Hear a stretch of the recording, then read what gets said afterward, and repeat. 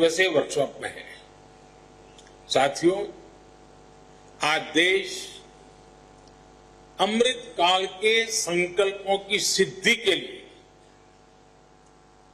विकसित भारत के निर्माण के लिए पूरे उत्साह से एकजुट होकर के, संकल्पबद्ध होकर के आगे बढ़ रहा है और विकसित भारत के लक्ष्य तक पहुंचने का रास्ता हमारे टियर 2, टियर 3 शहर हो या आधुनिक हो रहे हैं हमारे गांव हो, आज ग्रामीण भारत में छोटे छोटे कस्बों वाले हिंदुस्तान में एक नया उमंग, नया जोश दिखता है।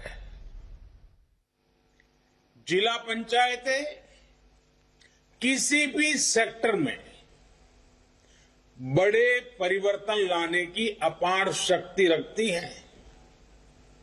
ऐसे में भाजपा के प्रतिनिधि के तौर पर आप सभी की भूमिका बहुत ही बड़ी हो जाती है।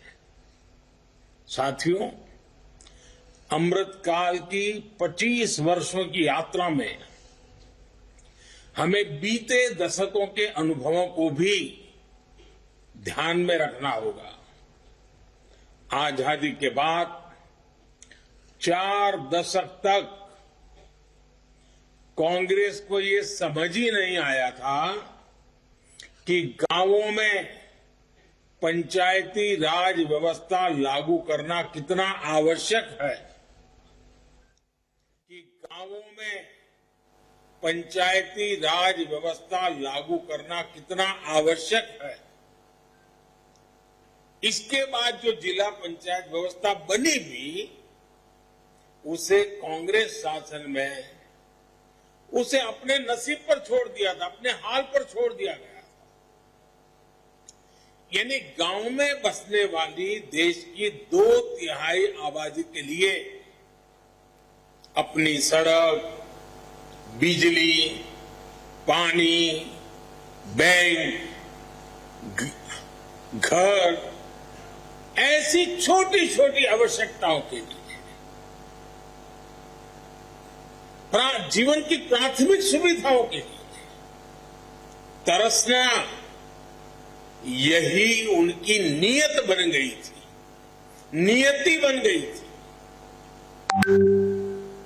यही वजह है कि आजादी के 7 दशक बाद भी देश के 18,000 गांवों तक बिजली नहीं पहुंच सकी थी।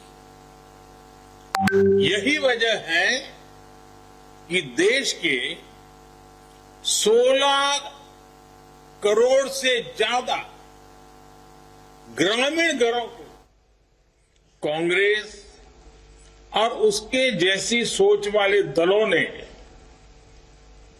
अपने भ्रष्टाचार और भ्रष्ट नेताओं के एडजस्टमेंट का अड्डा बना दिया था।